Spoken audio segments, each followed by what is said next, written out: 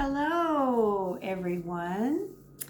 I hope you all are doing well on this. I am recording this on April 23rd, Tuesday night here in the States. And I'm at our kitchen table, so you can see the background of the green grass that has finally come out, leaves on the trees after about 5 months of winter season here. So I keep telling myself if I can make it about 5 months of typhoon season, wet, rainy season, when I lived in the Philippines, then I can make it through 5 months of winter. So that's my encouragement I tell myself because as Surflin and I get older and older, not that we're real old, but older than when we were in the Philippines teaching, it gets harder and harder because the winters here in the Quad Cities are cold and damp and wet and lots of wind in the Mississippi Valley area here. And the sun doesn't shine very much in 5 months, like in typhoon season there. Excuse me. And they just seem so long, and you can't really get outside when it's 20 degrees below Fahrenheit. And so it's nice to see the spring in full bloom. We got flowers coming up now, and boy, is it a lifter of the spirit and emotions. I'm going to have to give Reverend Chaplain Nato lots of kudos for grouping the didactics that I do. And when I first started doing this for Chaplain Nato, he kind of told me, give the basic didactics and do whatever you want to do. Uh, Chaplain Nato, I think I've been doing this for about 2 years now, or going on 2 years. And now he has been giving me assignments that really go together.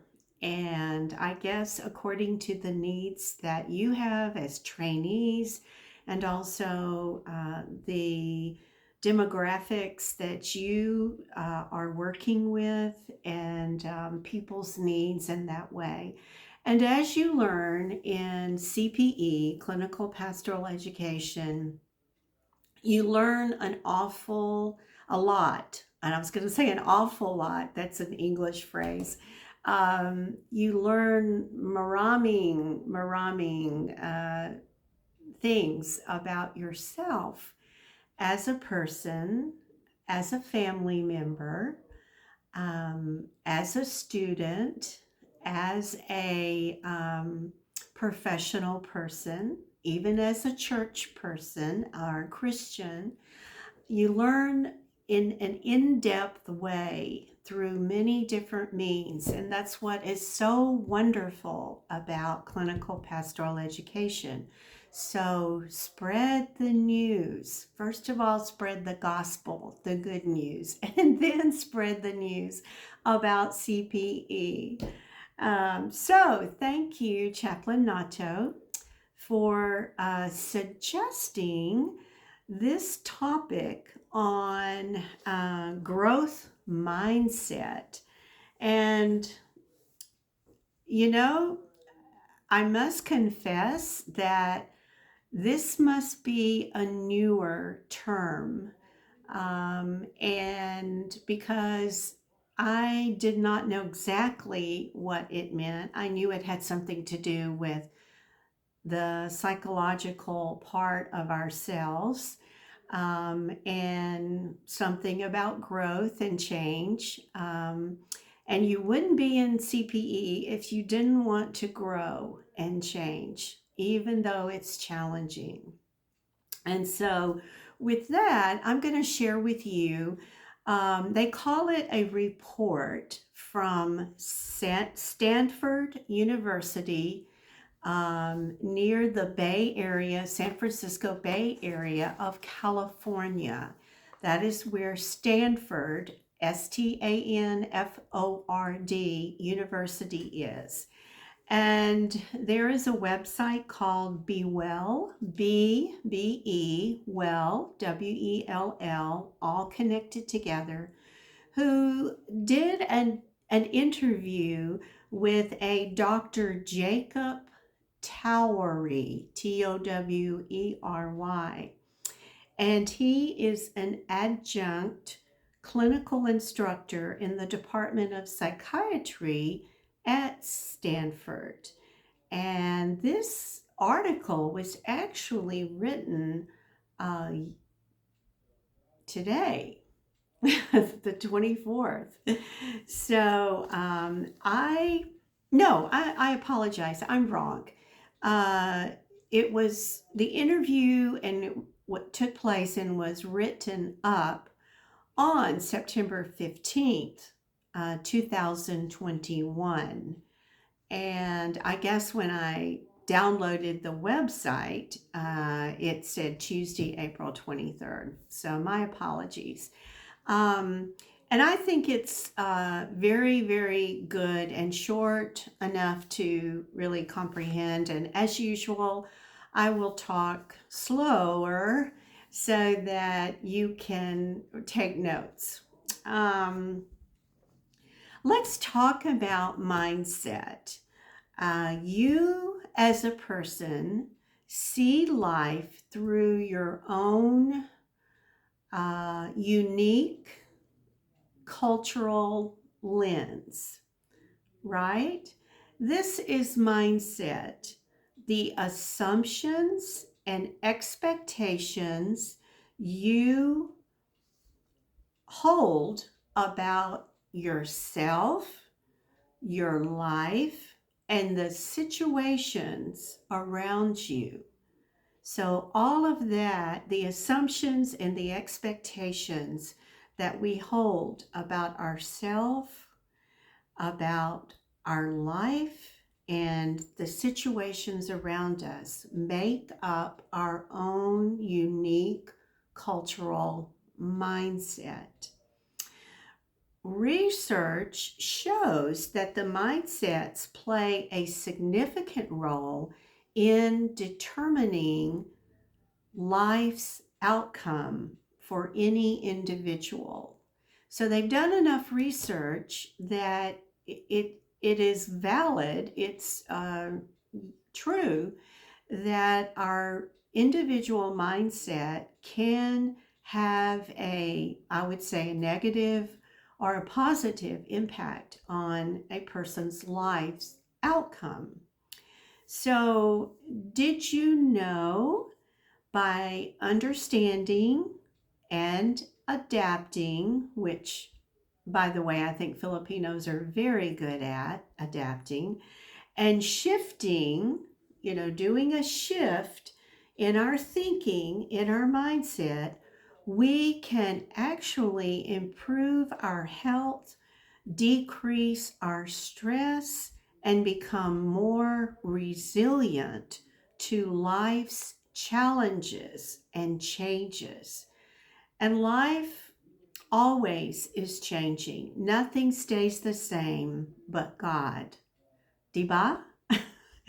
So we constantly have challenges and mountains and valleys that we go through, and we need to have a solid, stable mindset that keeps us moving forward and resilient and to the changes of life and the challenges. So let's see what Dr. Jacob Towery says about mindset. Um, as I said before, mindset is a set of assumptions that help you distill complex worldviews into digestible information and then set expectations based on this input. So we're really saying that our mindset helps us to simplify. And whatever we are thinking, going through, processing, we want to distill it down to a simple mindset. And he gives an example. For example, you may believe that becoming sick with cancer would be catastrophic, or that going on a diet would be challenging and depriving. These belief systems help you set expectations, either to plan for the worst or to guide decisions based on these assumptions. So, if going on a dietary restriction because of a person's health or because they want to lose weight would be too hard, then that assumption gets translated into, I just can't do it. Now, for me personally, I think even with all of the medical care here in the States, and our health insurance here, that I think if I had cancer, depending on what type it was, it would seem catastrophic when I first heard that. And I know there in your culture with your people that many have cancer and do not have the resources to deal with it. So I understand that. But Dr. Jacob Towery was giving that example, like mindset, oh no, cancer, that automatically means death or catastrophic for our family. And it may or it may not, but it is a mindset. So he was giving an example. While mindsets can be helpful for distilling, processing information, and managing expectations, they can also be maladaptive, meaning it can lead to negative outcomes like interpersonal problems or feelings of guilt, inadequacy, sadness, and anxiety. So those would be considered more maladaptive. Dr. Towery observes that it is common to hold on to mindsets that were adaptive at one point of life, but have since become maladaptive or more negative. And an example of this would be it might have been in the past helpful to believe that others could not be trusted if a person were betrayed in their younger life at a young age.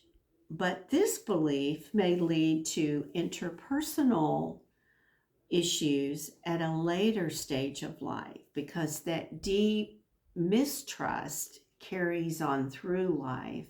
And so it would take some counseling to help a person grow and change from that mindset that is almost permanent in that person's mind and psychology.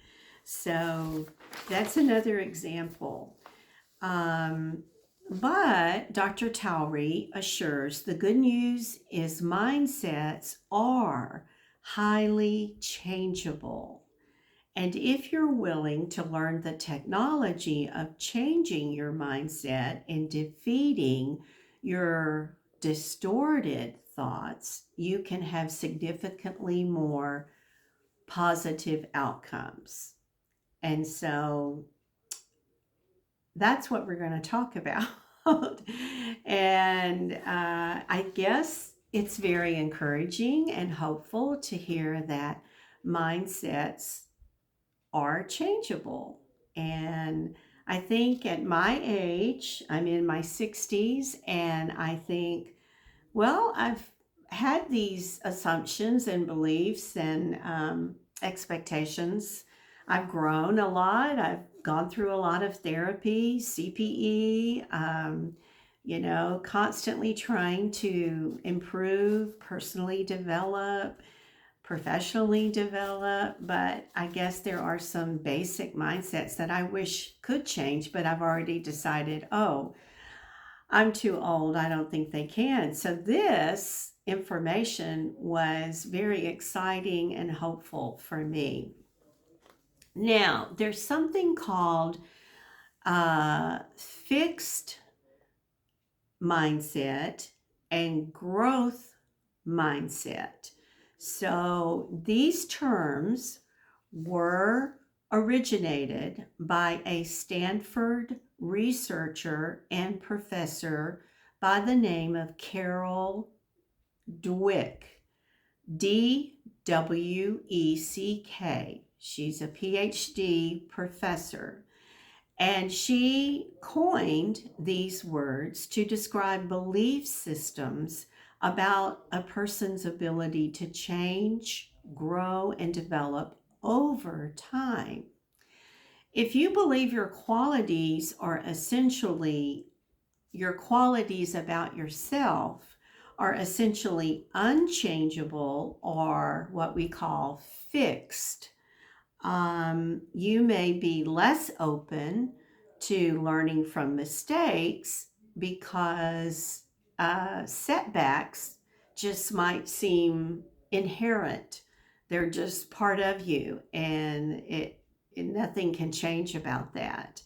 Um, so, for example, if you have a fixed mindset and have trouble connecting with others at a social event, you may see this as evidence that you will never be able to socially connect, leading to social anxiety and avoidance.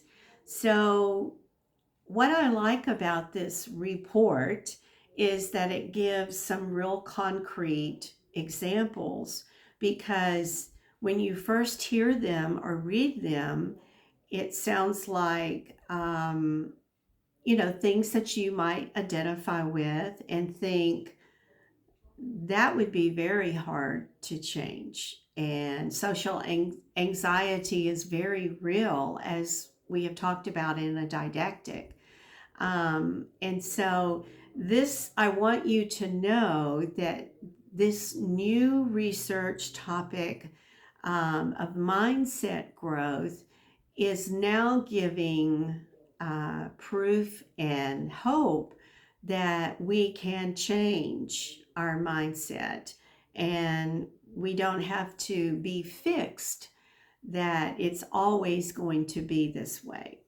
So, with growth, so that's fixed mindset, FIXED. And with growth mindset, you know that you can change, and the prerequisite is, or the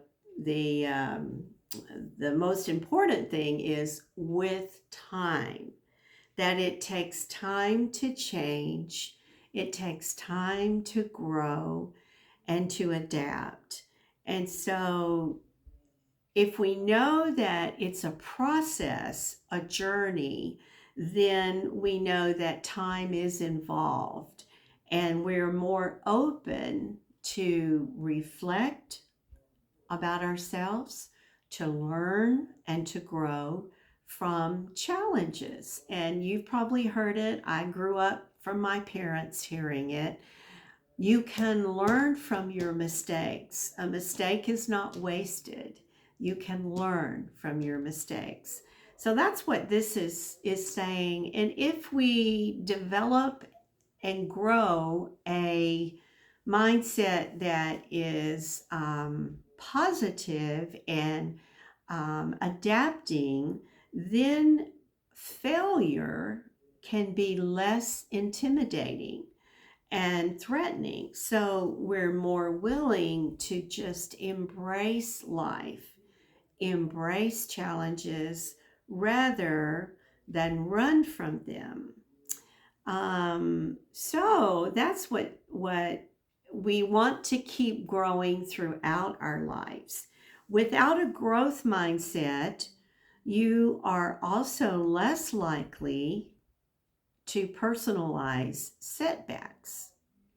So if we have a fixed mindset, then all of our setbacks we would deeply personalize, as a failure, and nothing good can come from that. And I might always be like a failure. That's going to happen again and again. So that would be a fixed mindset.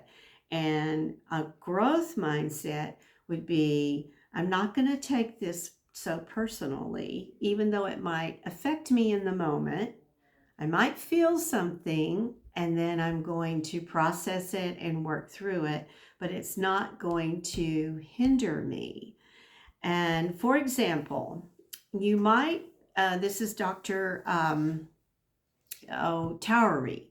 He says, you might reflect that in the example that I just talked about at an event, which could lead to social anxiety.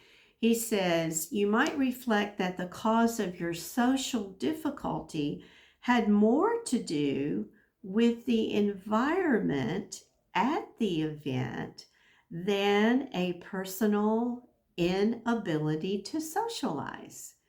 So that's very encouraging.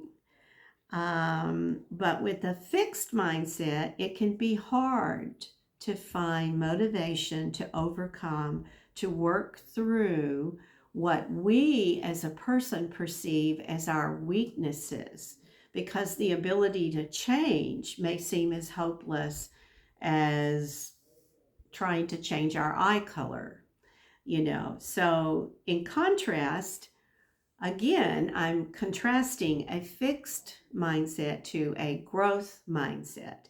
So, in contrast with a growth mindset, you'll see your perceived weakness as a challenge that can be motivating, and looking at it through bright lens, fun to overcome.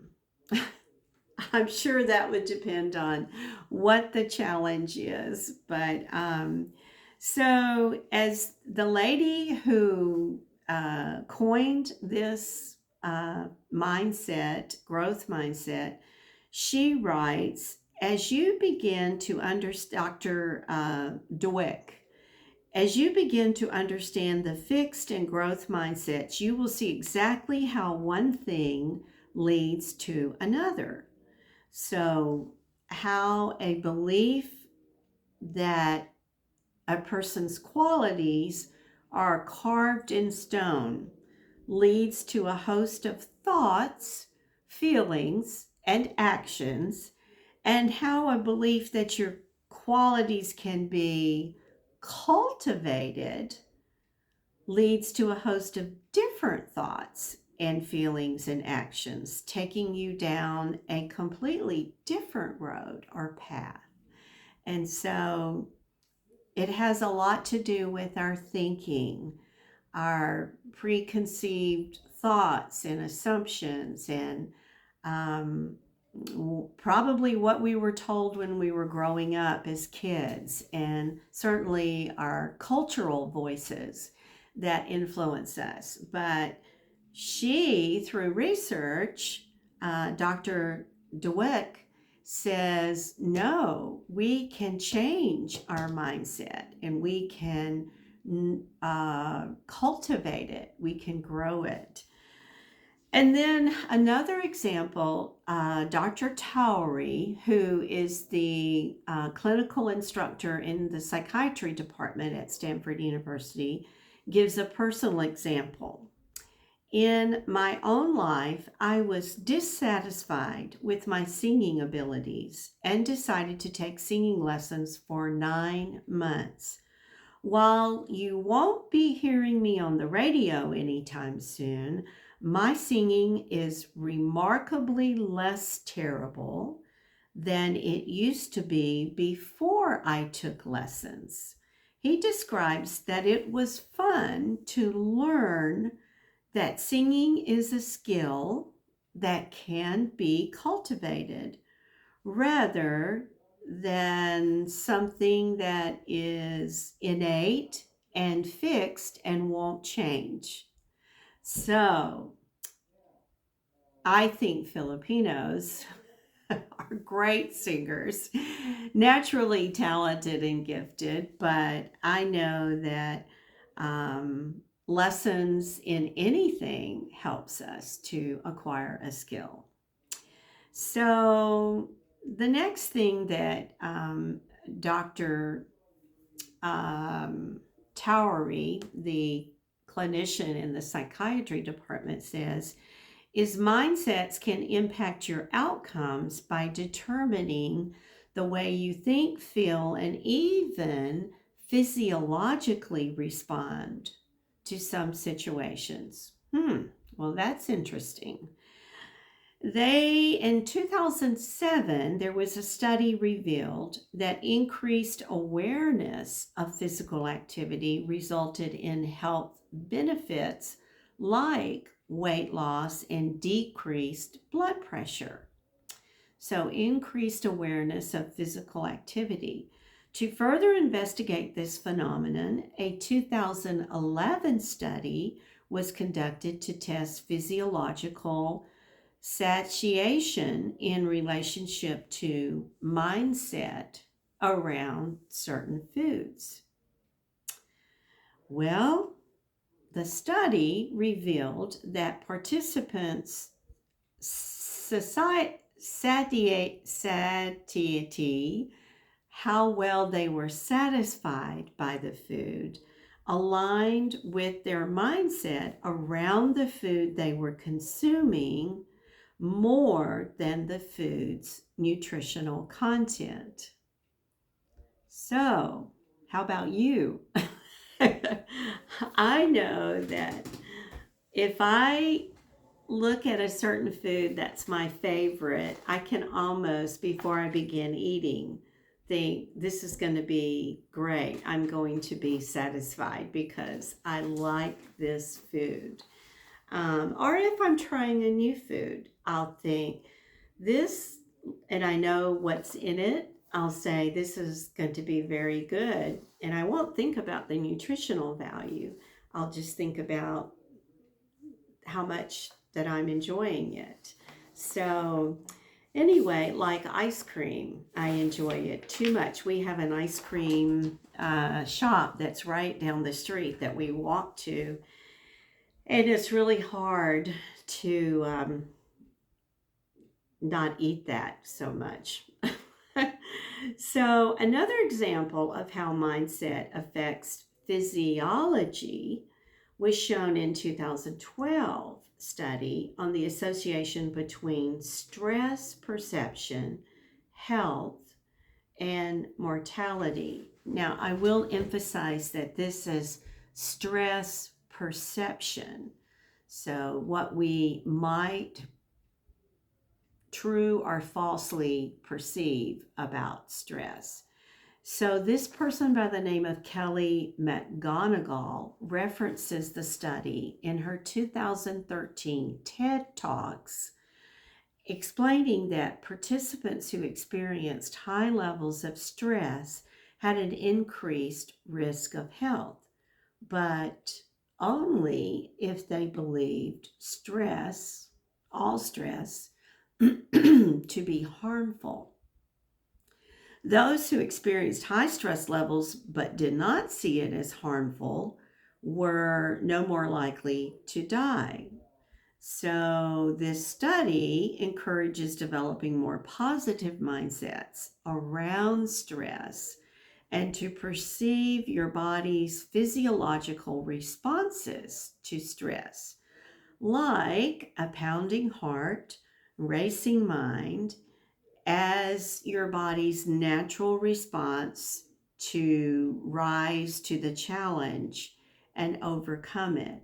So that's a much more positive way of thinking about stress and the physiological impact or symptoms than thinking like we have learned about anxiety. My heart is pounding. I'm going to have a heart attack. I'm going to die. And so instead of seeing some physiological symptoms as something is terribly wrong. Not that it can't be, it can, but not automatically thinking that. And according to the study in 2013 that showed that people who didn't have the mindset that every time I have stress, physiological symptoms, that I'm going to die, um, they were no more likely to actually die in this study, this research study. So it's interesting. Being in the medical field, like I have been a lot of my life, I worked for a doctor, and my undergraduate was going to be pre-med, but I've worked in a lot of hospitals. I can say, testify to the fact that long-term cumulative stress does have an adverse or negative effect on the body. And so it's not, just a mindset that would say, oh, the stress is not going to cause me to die. But I think it's talking more about single incidences, if that makes sense. Dr. Towery points out the impact of mindset on the effect of medications, and many of you are familiar with the placebo effect. So if someone believes they're going to take a medicine that they're going to get benefits from, they often do improve, or their symptoms improve, to a placebo pill. So a very strong psychological effect. And it's also, regardless of the disease or condition, about 30 to 40% of people can have significant improvement in their symptoms when taking a placebo or sugar pill, if they believe it is going to be helping them. And on the opposite end of the spectrum, it's also fascinating. They call it the nocebo, NOCEBO effect, where it's based on a person's expectations around side effects. And a lot of the pharmaceutical drugs here, anyway, in the States, there are, with all the newer ones, there are a lot of side effects that can be really serious. But if a person has the mindset that every medicine I take is going to have a side effect, I am going to have these side effects. That is what we call the nocebo effect. And very, again, psychologically very powerful. Science is just beginning to validate the power to validate. So science is validating the power of the mind-body connection relationship. Our mind and our body are connected and have impact on each other. Mindset matters. So it is important to pay attention to your belief systems, where they come from, how valid are they as you reflect and think about your life, and how they impact your quality of life.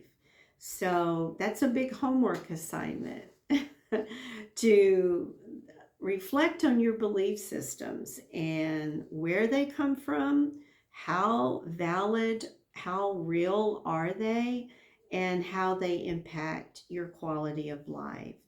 And then finally, although your mindset about topics like appearance and success are largely influenced by outside factors, the brain is neuroplastic. By that, it means it has lots of neural networks that continue to grow and change and reorganize throughout a person's lifespan. So brain cells do die, just like our cells. So many thousands of cells die each day, and new ones are made in our body. And it's the same with the brain cells. So all throughout our life, we have these neurons, these neural networks that continue to grow, change, and reorganize. So by challenging ourselves with new experiences like you're doing, being a CPE trainee, gaining new perspectives, you can form new neural connections and our mindsets at any point in life. Even an 80-year-old can. Isn't that fantastic news?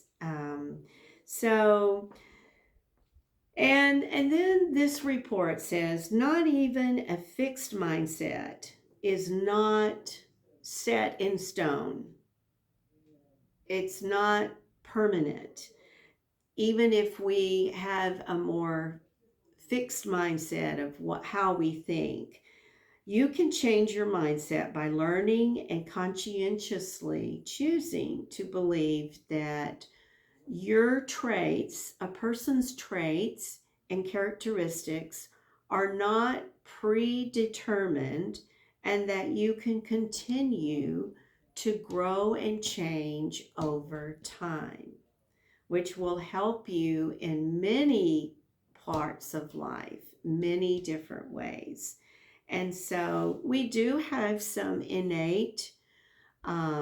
genetic innate characteristics, whether it has to do with our physical appearance, our body, or it has to do with our personality traits. But and some genetically actual talents. And so some are innate, but not everything is set in stone, and that we can grow and learn and change. So keep that in mind, that you are changeable. That is the good thing. You are changeable. And it's exciting to know that we can develop new skills and traits that will help us be more successful and more quality of life, and learn and share what we learned with others. And so that's what I have for you tonight. I also, there is another, these are more practical ways, but I am sending Nato this graph or chart to give out to you. And the lady, Carol Dweck, who is a professor at Stanford University that originated this. This is the chart that has the fixed mindset and the growth mindset. So it's very interesting, and it has how the fixed and the growth mindset deals with challenges, with obstacles, with effort, with criticism, and with success of others. And so she must be a pretty diligent, curious person to study and research and be able to come up with this.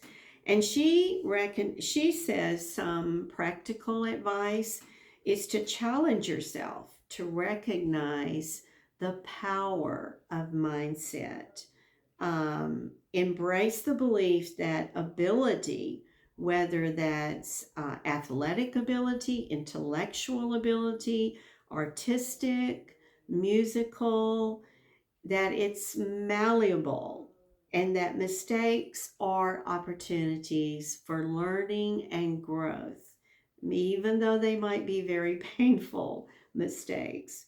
And second, to recognize that you can grow your abilities over time by applying effort, seeking feedback, which you're getting a lot of feedback in CPE, developing effective learning strategies, engaging in consistent practice, and making use of resources. All of these things are going to help grow you as a person in your abilities and your mindset. And then third, to distance your identity from performance. That is extremely hard to do. Especially she gave the example, if you're always praised for being smart since you were little child, or good athlete since you were, strong and coordinated as a child, or if everybody told you growing up, you are so talented, the internal pressure in our being and our personality is that we must maintain that all the time. So therefore our identity gets linked to performance. And what we want to do with changing to a growth mindset is to try to separate that identity from performance. Because what happens, not every single performance, whether it's athletic, musical, um, artistic, intellectual, whatever it is, we will not always have 100% performance. And so it's more about the effort that we apply and our motivation in the process of learning itself. Excuse me. So, and then to remind yourself that struggle does not mean that you are incapable. So, whatever you're struggling with, a task, a project, work, a CPE, that doesn't mean that you're incapable. It means that you're learning and it is a process, a journey, and it's just simply a part of it, indicating that additional steps and strategies and or support is needed when we're struggling. And then 5, focus on the verbs, not the labels. What does she mean by that? She means verbs like focus on your persistence, your effort, your problem solving, wanting to problem solve, not labels like being smart, talented, athletic, whatever. When not only when making mistakes, but especially when you have performed well. So maybe the performance is excellent, it's perfect, but you're focusing on the verb of how much you practiced, how much your effort what went into that performance, and the verbs, not the labels. And seek out mentors, advisors, coaches, professors who espouse a growth mindset and who are willing to share their own setbacks, including how they learned and grew from their experiences with adversity. So that's what you're hopefully doing in CPE.